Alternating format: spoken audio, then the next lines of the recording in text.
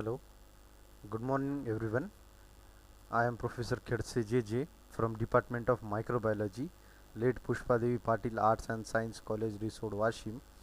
And this is the lecture for first year student. This is the third lecture for first year student. And those who have not seen the last lecture, म्हणजे दोन lecture झालेले आहेत आपली आणि हा तिसरा lecture आहे. आणि ज्यांनी कोणी सेकंड लेक्चर नाही केलेलं आहे ते सेकंड लेक्चर बघून घ्या, कारण सेकंड लेक्चर हे कॉन्ट्रावर्सी ओवर स्पॉन्टेनियस जनरेशन.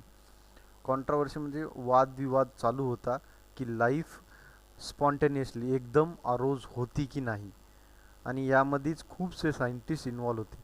त्यामधले आपण दोन scientist, controversy over spontaneous generation थेरीला सपोर्ट करणारा नंबर फर्स्ट सायंटिस्ट तो होता ॲरिस्टॉटल.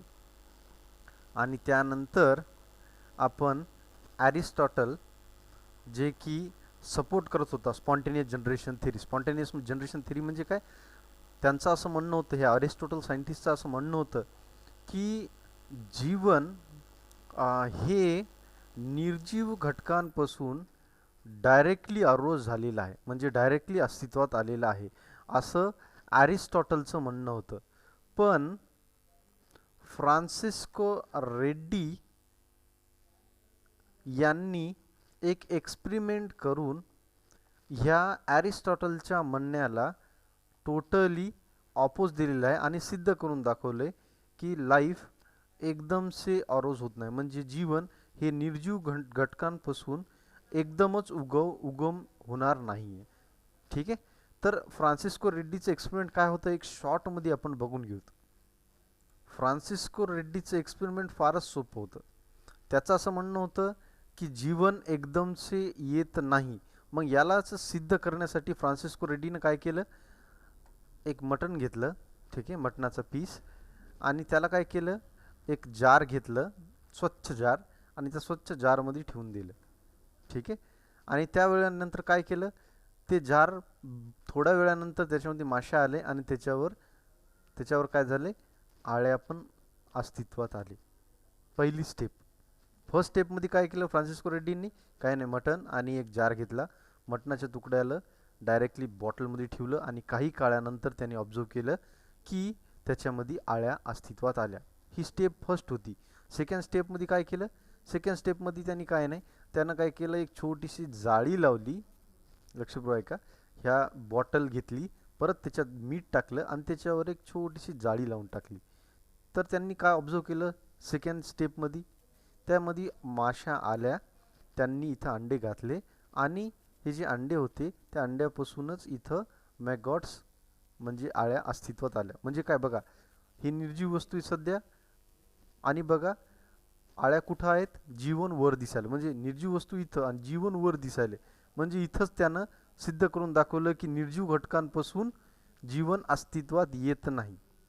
ठीक आहे, आणि सगळ्यात शेवटचा एक्सपेरिमेंट म्हणजे शेवटचा स्टेज फ्रान्सिस्को रेड्डीच्या याची स्टेप नंबर 3, त्यामध्ये त्यानं काय केलं, कम्प्लिटली सील्ड केलं आहे. काय केलं, एक जार घेतला, त्याच्यामध्ये मीठ टाकलं म्हणजे मटण टाकलं आणि त्याला कम्प्लिटली सील्ड केलं, आणि त्यामुळं इथं कोणी माशी वगैरे बसू शकली नाही, आणि ते बसू शकले नाही म्हणून इथं कुठलं जीवन अस्तित्वात आलं नाही. आणि अशा पद्धतीने फ्रान्सिस्को रेड्डीनं हे सिद्ध करून दाखवलं की जीवन हे निर्जीव घटकांपासून एकदम से अस्तित्वात येत नाही. म्हणजे ॲरिस्टॉटलच्या म्हणण्याला टोटली सिद्ध करून, आणि अशा प्रकारे फ्रान्सिस्को रेड्डीने प्रूफ करून दाखवले की जीवन हे निर्जीव घटकांपासून एकदमच अरोज होत नाही. त्या उलट आज आपण बघणारा जो नवीन सायंटिस्ट आहे, ज्यांनी कॉन्ट्रावर्सी ओवर स्पॉन्टेनियस जनरेशनला सपोर्ट करणारे आहेत, जे की जॉन निडॅम आहेत, तर त्यांचं एक्सपेरिमेंट बघू. आणि त्यांचं म्हणणं काय होतं, over the life, that is generation of life from non living entities and spontaneously growth of life. तर चला बघूत. तर हे आहेत जॉन निडॅम. जॉन निडॅमचा एक्सपेरिमेंट हे टोटली बेस्ड आहे फ्रान्सिस्को रेड्डीच्या एक्सपेरिमेंट अनुसार.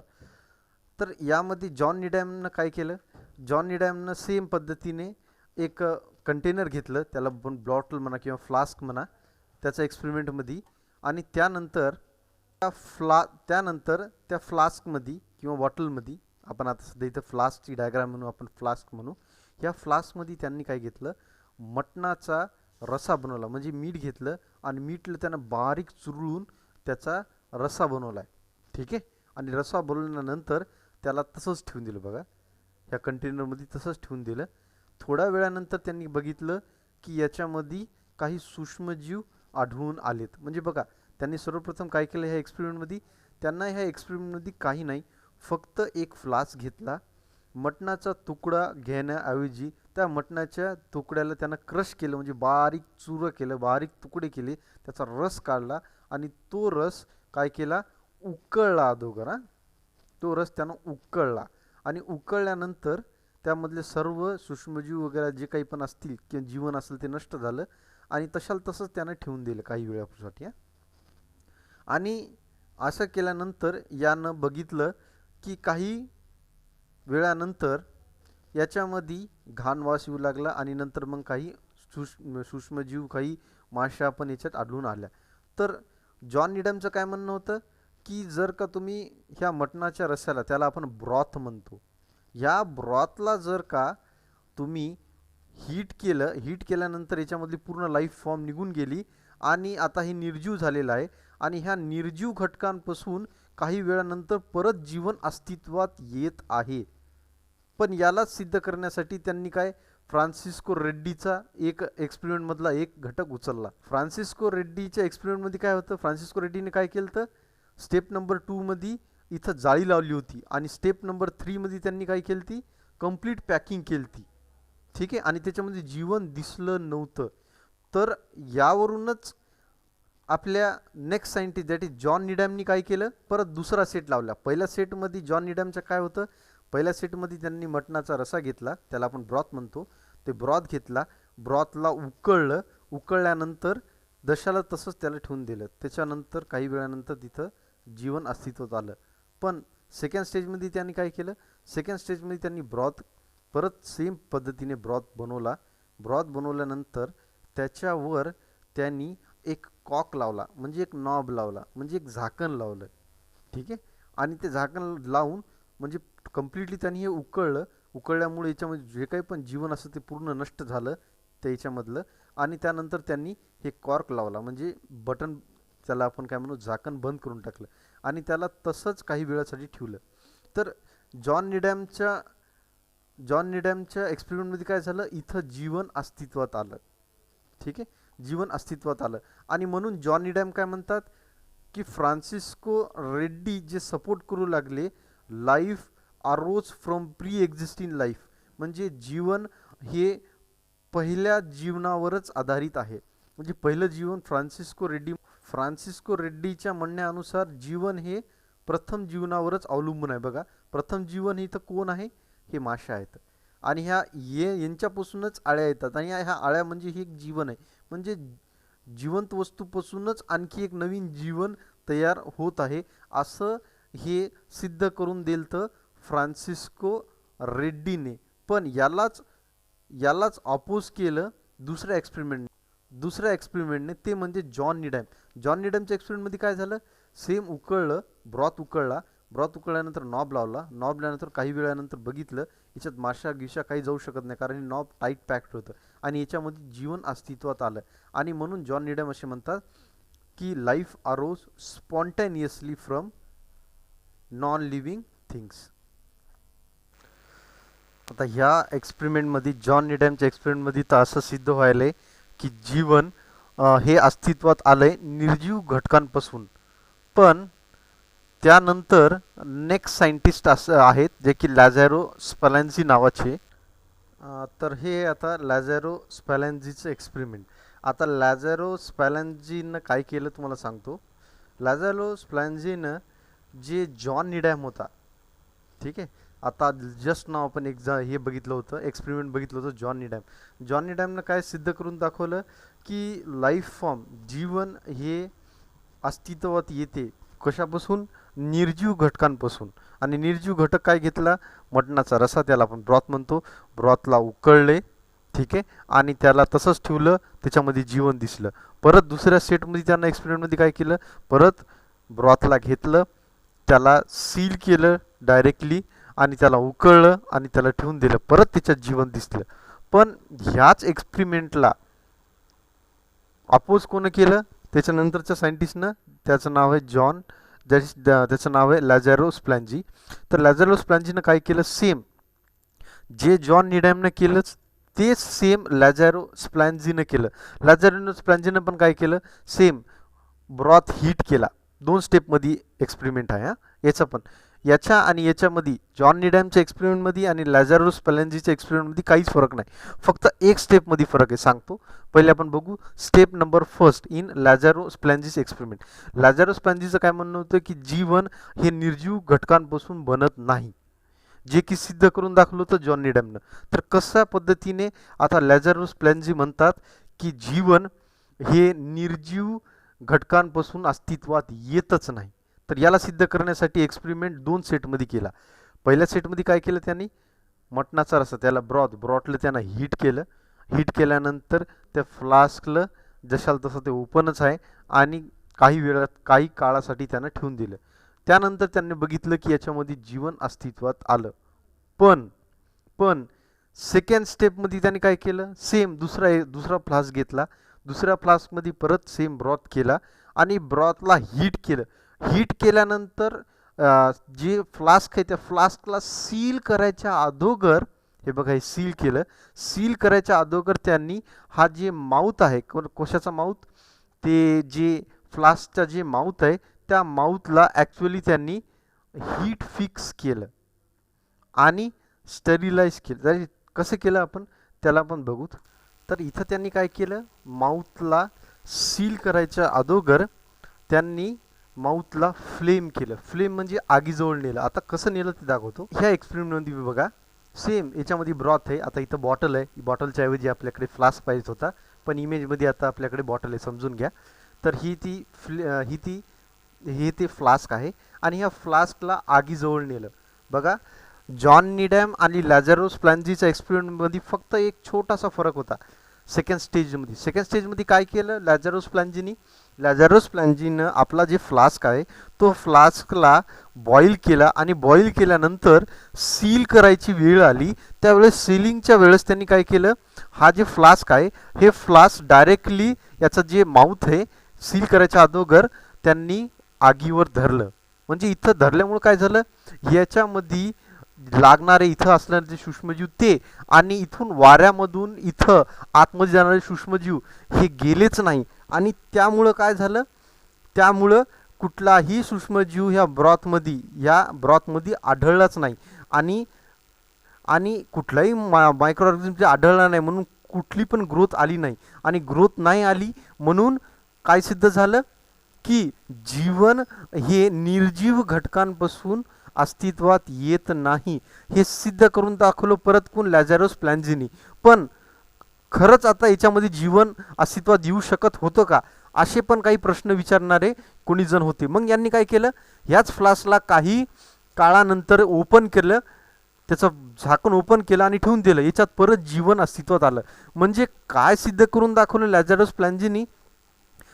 स्प्लॅन्जीनं हे अस्तित्वात आणून दाखवलं आणि सिद्ध करून दाखवलं की निर्जीव घटकांपासून जीवन अस्तित्वात येतच नाही. ते कसं केलं, सेम ब्रॉथला बॉईल केल्यानंतर फ्लेम केलं, तोंडाला फ्लेम केल्यानंतर याला सील केल्यानंतर ठेवून दिलं, याच्यात कुठलंही जीवन अस्तित्वात आलं नाही, जीवन आलंच नाही.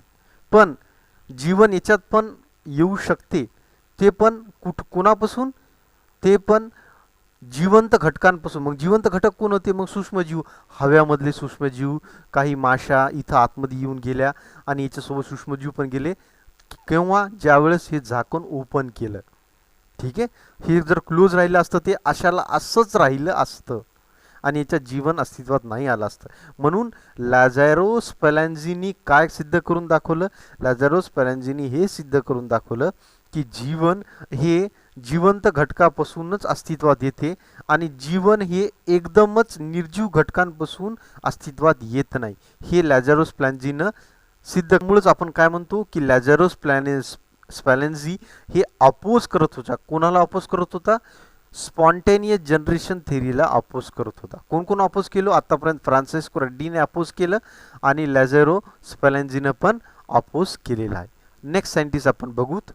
तर लॅझारोस प्लॅन्झीनं अशा प्रकारे आपल्याला दाखवून दिलं की life existing from free existing life. पण तिथं एक प्रश्न उभारला गेलता. तो प्रश्न असा होता, म्हणजे ज्या वेळेस तो फ्लास्क ओपन करून ठेवला, म्हणजे एक मिनिट, ज्या वेळेस हा फ्लास्क टाईटली सील होता त्यावेळेस इथं कुठलीच ग्रोथ नव्हती आणि असाच राहिला असता. पण ज्या वेळेस हे ओपन केलं, याचा कॉर्क ज्यावेळेस ओपन केला त्याच्यानंतर असं बघण्यात आलं की याच्यामध्ये लाईफ एक्झिस्टिंग झाली, म्हणजे जीवन आला. मग जीवन हव्यात आहे का, हे प्रश्न पण उभारू लागले. ठीक आहे, तर यालाच जर हव्यामध्ये जर का जीवन आहे तर मग तो सिद्ध करून दाखवल्या पाहिजेत, किंवा हवा या जीवनाला कारणीभूत आहे का, ही गोष्ट पण सिद्ध करून दाखवण्यात अस्तित्वात आली असती. मग त्यावरच एक नेक्स्ट एक्सपेरिमेंट आहे, तो आहे शल्टेज आणि श्वान टेस्ट एक्सपेरिमेंट.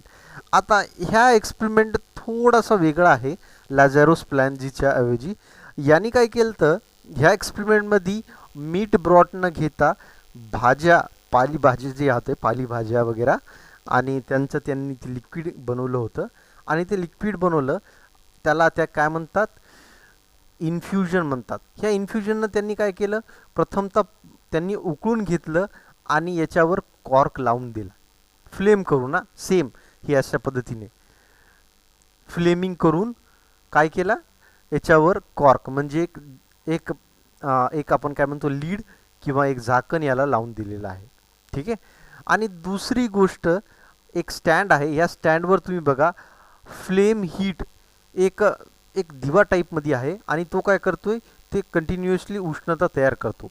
ठीक आहे. आणि एक तिसरा एक जार आहे, या तिसऱ्या जारमध्ये पण एक पाईप याच्यामध्ये अटॅच आहे. ठीक आहे. आणि चौथा जे पाईप आहे ते एक पाईप इथून याला कॉईल करून बाहेर ठेवलेला आहे. ठीक आहे. आता या डायग्राममध्ये तुम्ही जर व्यवस्थित बघितलं तर हवा खरंच कारणीभूत आहे का लाईफ एक्झिस्टिंगसाठी, तर यावर आपल्याला बघायचं आहे. जर हव्यामध्ये लाईफ आहे ते बघायचं आहे की नाही, हे सिद्ध करायचं आहे की नाही, या करण्यासाठी ह्या शुटलज आणि श्वान टेस्टनं केलं काय, यांनी एक एअर इनलेट घेतलं, म्हणजे याच्यामधून हवा जाणार आहे आणि हवा याच्यामध्ये जाणार आहे. ठीक आहे. तर यामध्ये या हव्याला शुद्ध कसं केलं, हव्याचे शुद्धीकरण केलं बाय फ्लेमिंग हीट एअर. इथं ही उष्णतामुळं ही हवा यामधून जी पास होऊन ह्या कंटेनरमध्ये जात आहे. तर ज्यावेळेस हव्यामध्ये त्यांनी बघितलं, ज्यावेळेस ही हवा अशी स्टेरिलाइज करून गेलेली आहे, म्हणजे निर्जंतुकरण करून ज्यावेळेस या फ्लास्कमध्ये जात आहे त्यावेळेस कुठल्याही प्रकारची ग्रोथ इथं दिसत नाही. सर मग हे दुसरं प्रश्न असं उभरतं की हे दुसरं फ्लास्क का ठेवलं. हे दुसरं फ्लास्क याच्यासाठी ठेवलं की कधी कभार इथं जी एअर इथं कंटिन्युअसली जर आतमध्ये जात राहिली तर काय होईल, इथं एक्स्ट्रा एअर साठून गेल्यामुळं इथून एक्स्ट्रा जे फ्लुइड आणि एअर आहे ते ह्या बाजूला आलं पाहिजे होतं. म्हणजे कम्प्लिटली सील्ड आहे, याच्यामध्ये कम्प्लिटली सील्ड आहे, म्हणजे एअर फक्त एकाच बाजूने येऊ शकते आणि इथं येऊन साठू शकते आणि याच्यामध्ये साठू शकते, पण वापस जाऊ शकत नाही. ठीक आहे. तर त्यामध्ये आता ह्या एक्सपेरिमेंटमध्ये आपण काय बघितलं, जर हा फ्लेम इथून हटवली तर काय होईल, एअर डायरेक्टली पास होईल. आणि एअर ज्यावेळेस डायरेक्टली पास होईल त्यावेळेस एअरसोबत काही सूक्ष्मजीव पण इथं येतील, आणि काही सूक्ष्मजीव ज्यावेळेस इथं येतील त्यावेळेस ह्या इन्फ्युजन, व्हेजिटेबल इन्फ्युजन म्हणजे आपण ब्रॉथ कसं म्हणलं होतं मटणाचा रसा, त्याचप्रमाणे व्हेजिटेबल इन्फ्युजन म्हणजे काय, जे भाजीपाला आहे त्याला क्रश करून त्याचं एक लिक्विड बनवलं गेलं आणि त्याला पहिलेच उकळून त्याला निर्जंतुकरण केलेलं आहे, दॅट इज स्टेरिलायझेशन केलेलं आहे. आणि अशा याला इथं ठेवल्या गेलेलं आहे या स्टँडवर.